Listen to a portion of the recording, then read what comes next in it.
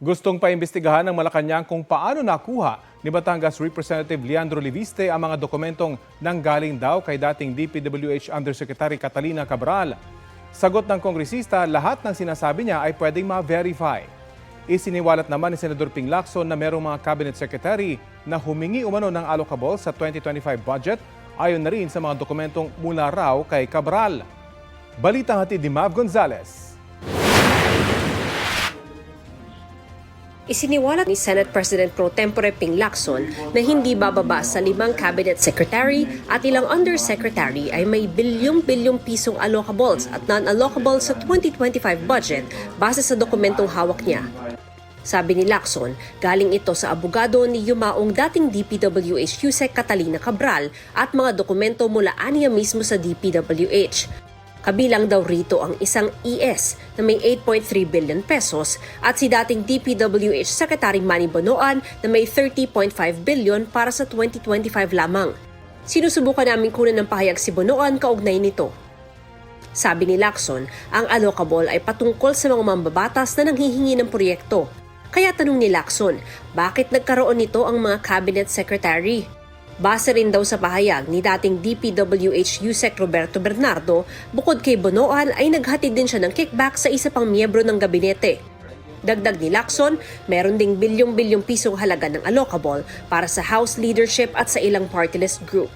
Maaari raw ipa-authenticate ang mga dokumentong ito sa Department of Budget and Management o sa DPWH mismo.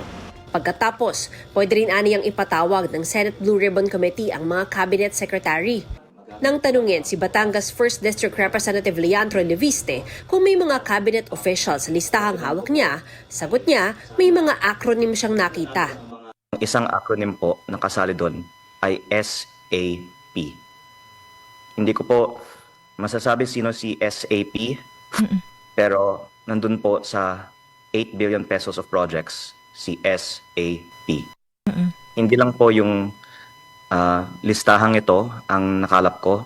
Meron din po akong iba pang mga listahan ng mga insertions at ayon din po sa ibang mga nakalap kong mga ebidensya, lumabas din po doon ang acronym SAP. Nagpost si Leviste ng kanyang email sa DPWH noong October 1 nang mag-request siya ng DPWH budget kada legislative district.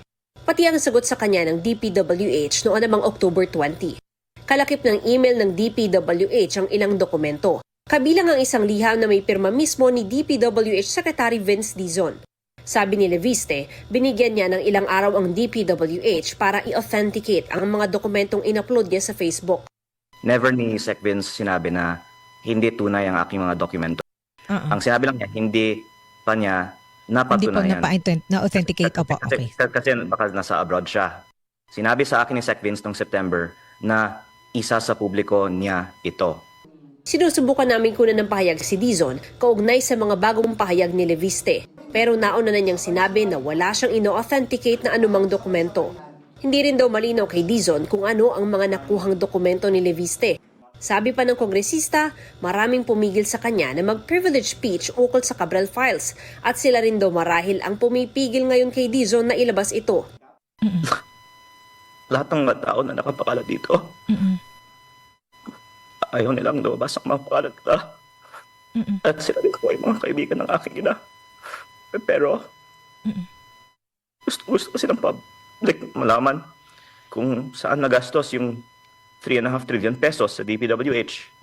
At ang kakalungkot din na imbes na ilabas, mukhang pinagtatakpan pa.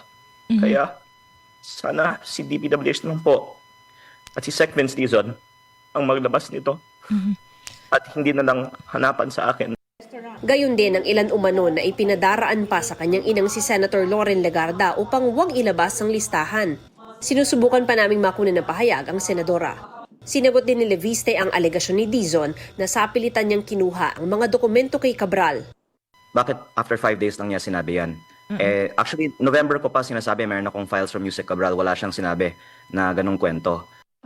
Sabi ni Palace Press Officer Yusek Claire Castro, dapat imbestigahan kung paano nakuha ang Cabral files. Lumalabas kung sa staff nang galing, mukhang hindi galing kay Yusek Cabral. Kasi sa staff kung katotohanan lang din naman ang gusto natin, agad-agad mo nang ipakita. Yusek Claire Castro will make a fool of herself because everything that I'm saying can be verified even by publicly available data. Kaya ang sinasabi niyo po ay tama. Ang dapat mangyari dito ay hindi natin pagtakpan ang mga proyekto na pinapropose ng mga mababatas. Mav Gonzalez, nagbabalita para sa GMA Integrated News. Ikinagulat at ikinagagalit ni dating Executive Secretary Lucas Bersamin na tila siya ang pinatutungkulan na ES ni Lacson na may 8.3 billion pesos na allocables umano sa 2025 budget. Giit ni Bersamin wala siyang hiniling, inendorso o inaprubahang kahit anong DPWH project o budget allocation noong 2025.